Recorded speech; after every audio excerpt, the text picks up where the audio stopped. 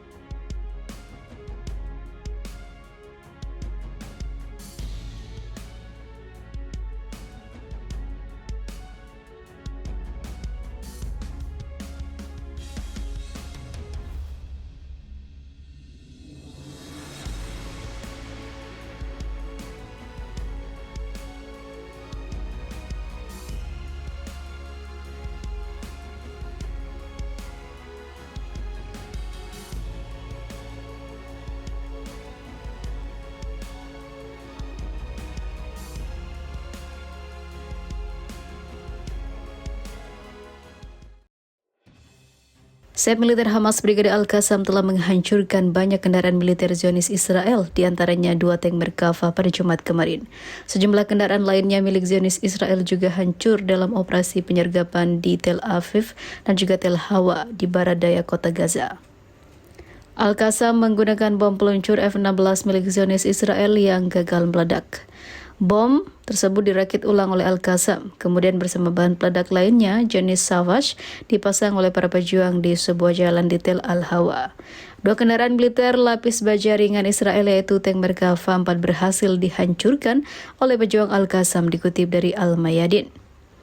Salah satu kendaraan Zionis Israel hancur setelah IED diledakkan.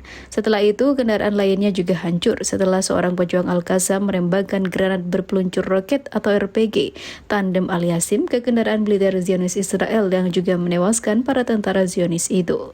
Setelah berhasil meledakkan kendaraan militer di Tel Al-Hawa, Brigade Al-Qassam kembali dari garis depan pada hari yang sama setelah menghancurkan senjata milik Zionis dan juga ratusan prajurit Zionis. Kebijakan yang mengizinkan militer Israel membunuh prajurit dan warganya sendiri. Tentara Israel memerintahkan Hannibal Directive, atau petunjuk Hannibal, sebuah kebijakan militer Israel yang kontroversial yang bertujuan untuk mencegah penangkapan tentara Israel oleh pasukan musuh dengan cara apapun pada tanggal 7 Oktober tahun lalu. Itu terungkap dalam laporan investigasi yang dilakukan oleh surat kabar Israel Haaretz.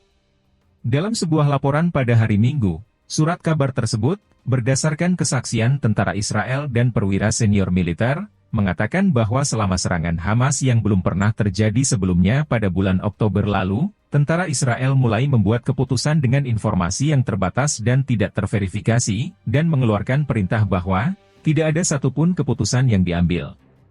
Pada titik ini, tentara Israel tidak menyadari besarnya penculikan di sepanjang perbatasan Gaza, namun mereka mengetahui bahwa banyak orang yang terlibat. Dengan demikian, sangat jelas apa maksud pesan tersebut, dan bagaimana nasib beberapa orang yang diculik, kata laporan itu. Pada tanggal 7 Oktober, Hamas menangkap puluhan warga Israel, banyak di antaranya masih ditawan atau terbunuh dalam serangan udara Israel di Gaza, menurut kelompok bersenjata Palestina. Namun banyak dari mereka yang ditangkap adalah warga sipil dan bukan tentara, yang tidak berlaku dalam petunjuk Hannibal. Korban tewas di Israel akibat serangan yang dipimpin Hamas diperkirakan mencapai 1.139 orang, sementara hampir 250 lainnya ditawan, kata pihak berwenang Israel. Sementara itu, lebih dari 38.000 warga Palestina telah tewas dalam serangan Israel di Gaza sejak 7 Oktober, menurut penghitungan Al Jazeera berdasarkan statistik resmi. Apa itu Hannibal Directive? Kebijakan yang mengizinkan militer Israel membunuh prajurit dan warganya sendiri.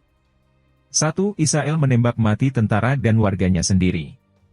Meskipun Haaretz mengatakan pihaknya tidak mengetahui berapa banyak tentara dan warga sipil yang terkena dampak prosedur militer Hannibal, mereka menambahkan bahwa data kumulatif menunjukkan bahwa banyak dari orang-orang yang diculik berada dalam bahaya, terkena tembakan Israel, bahkan jika mereka bukan korban.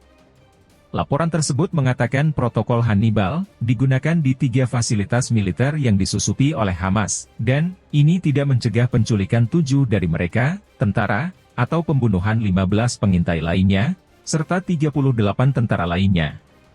2. Mencegah penculikan yang dilakukan Hamas. Foto, AP, petunjuk Hannibal, juga dikenal sebagai prosedur Hannibal atau protokol Hannibal, adalah kebijakan militer Israel yang menetapkan penggunaan kekuatan maksimum jika terjadi penculikan tentara, kata Yehuda Shaul, mantan tentara Israel, kepada Al Jazeera pada bulan November.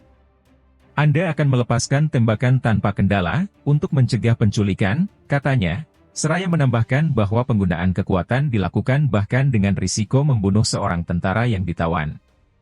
Selain menembaki para penculik, tentara juga dapat menembak di persimpangan, jalan raya, dan jalur lain yang mungkin dilalui oleh lawan yang diculik, tambah Shaul.